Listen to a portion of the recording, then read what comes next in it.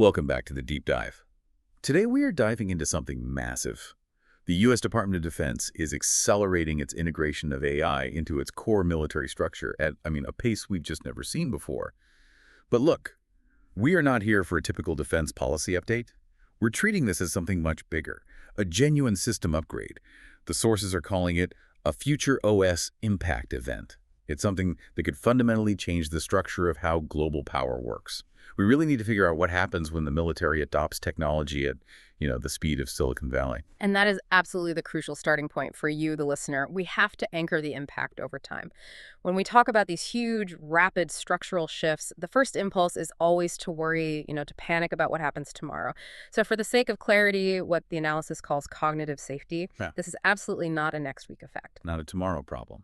Not at all. The structural mechanisms we're about to break down are slow enough that any influence that might genuinely touch your daily life, your cost of living, energy access, anything like that, it will emerge over a period of 1 to 3 years.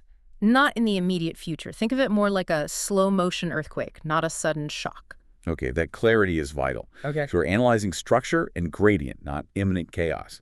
To break this down, we're going to use a structural framework that looks at 3 operational layers that are all moving at the same time. We'll call them the story, the money, and the system. And then we'll get into the instability this creates. So let's start with that foundational shift.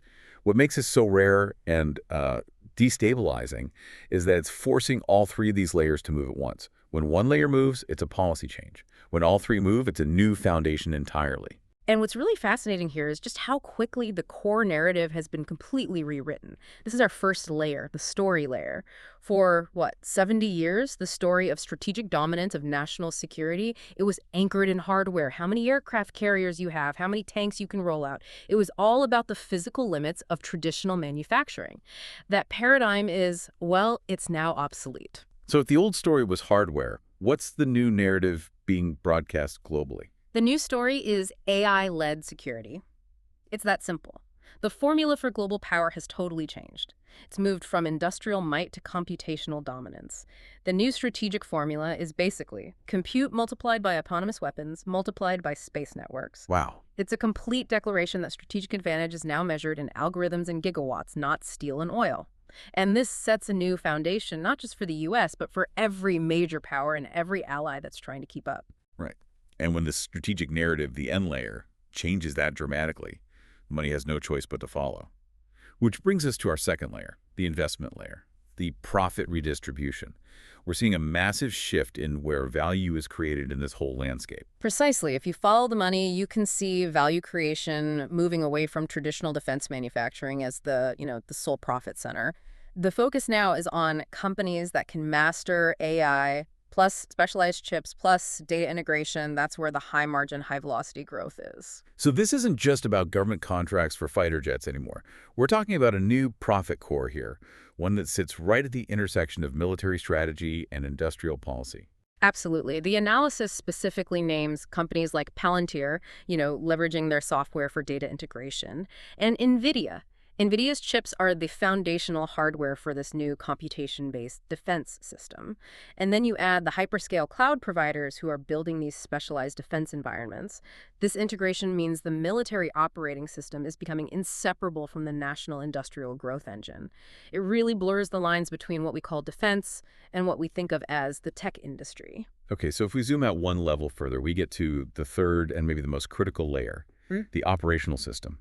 The OS layer, this is the structural reality, the actual limits on national defense. Right. If the old constraint, like you said, how many jets you have, what are the new limits? Constraints have completely changed. They've moved from physical to infrastructural. Defense readiness is no longer primarily constrained by, traditional inventories. The new constraints that define a nation's ability to act are compute capacity, raw energy availability to power all these systems, the resilience and reach of space networks for communication, and finally, reliable access to advanced semiconductors. So chips, power, and space. Exactly. And what's structurally significant here is that this AI acceleration isn't just speeding up the military itself, it simultaneously forces an acceleration across all these other industrial operating systems.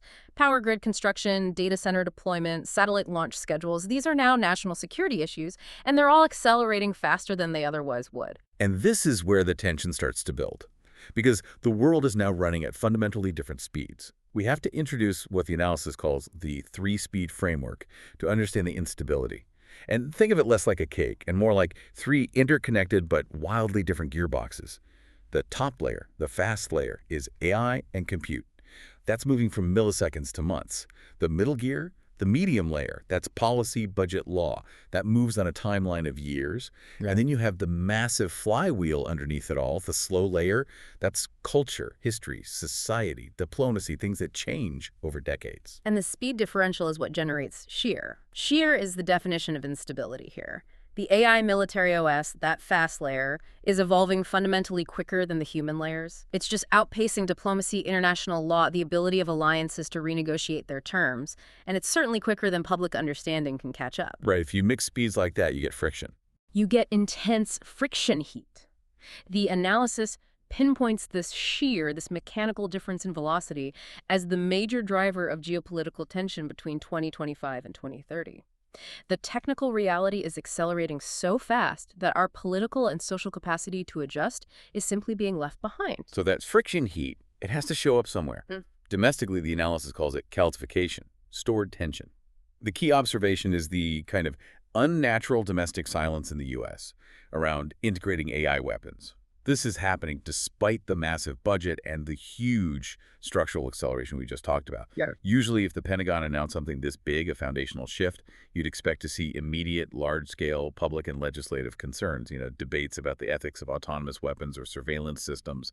But it's been relatively quiet. Why is that? This is being read as a silent risk. The pressure that's generated by the fast technology isn't being absorbed by immediate public debate or policy checks. It's not being absorbed by legislative breaks. It's being stored or calcified.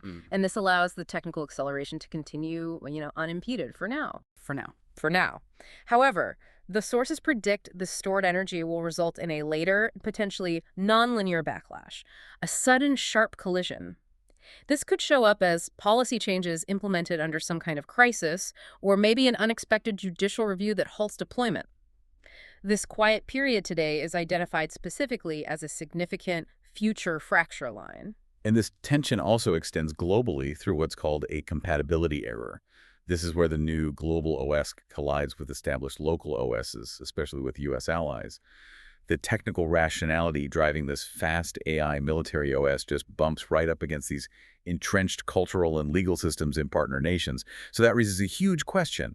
What happens when the high-speed operating system of the U.S. military tries to integrate with the medium or slow operating systems of its closest strategic partners? You get immediate non-compatibility, you get friction. We see clear examples cited in the sources. The European Union, for instance, has strong ethical reservations and regulatory frameworks around deploying autonomous weapons. That creates an obvious systemic friction point. And what about in Asia? Well, look at Japan. Its legal and bureaucratic frameworks, particularly around the civil-military dual use of technology, which is a prerequisite for this stuff, are just moving far too slowly to integrate with the pace of U.S. acceleration.